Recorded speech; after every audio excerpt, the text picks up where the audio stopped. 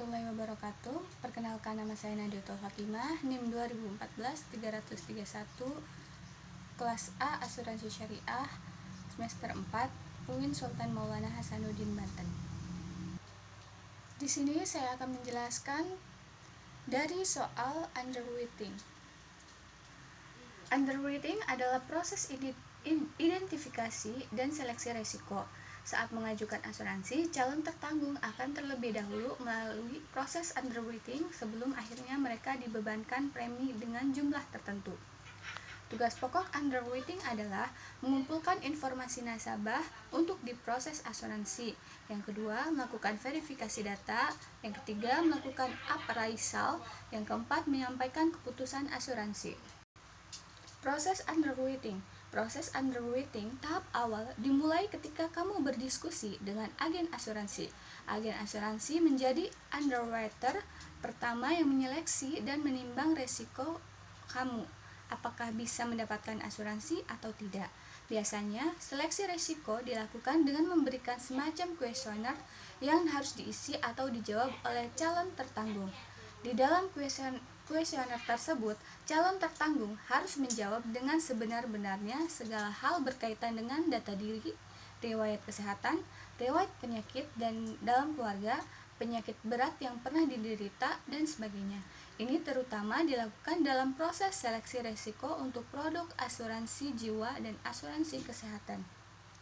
Equitable to the client adalah dapat dibeli oleh agen, bahwa tertanggung harus membayar sejumlah premi yang proporsional dengan tingkat risiko tertanggung yang diasumsikan perusahaan. Bila permohonan asuransi diterima, perusahaan asuransi harus menentukan tingkat risiko dan harus mengenakan suatu jumlah premi yang wajar untuk risiko. Moral hazard yaitu perilaku tidak jujur atau karakter merusak yang ada pada individu yang memicu frekuensi dan keparahan kerugian. Misalnya, kecelakaan yang dibuat-buat supaya mendapatkan ganti rugi asuransi, mengajukan klaim fiktif, memperbesar jumlah klaim, dan secara sengaja membakar benda yang diasuransikan.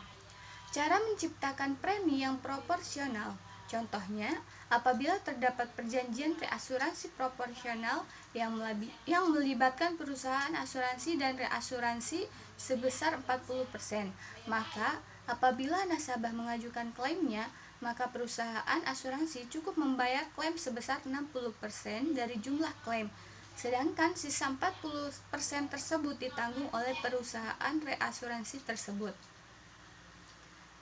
Prosedur underwriting dari setiap produk berbeda berdasarkan karakteristik mereka. Proteksi penuh dirancang sebagai produk underwriting sederhana, dengan ketentuan usia dan persyaratan administratif saja.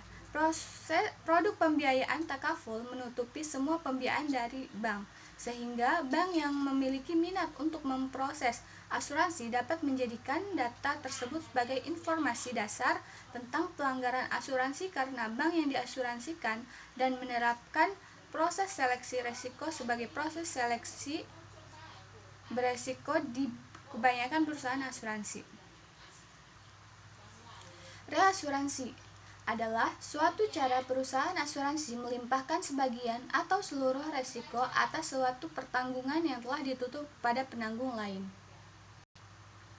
Reasuransi berfungsi meningkatkan stabilitas keuangan penanggung.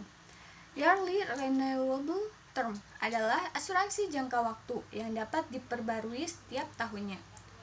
Fakultatif Obligatory merupakan suatu kerjasama di mana ceding company bebas menentukan apakah akan atau tidak akan mereasuransikan risiko yang dimilikinya, dan apabila ceding company telah memutuskan untuk mereasuransikannya, pihak reasuradur wajib mengaksep risiko yang diasuransikan atau ditanggungnya selama reasuransi itu memenuhi perjanjian yang telah disepakati antara reasuradur dan ceding company.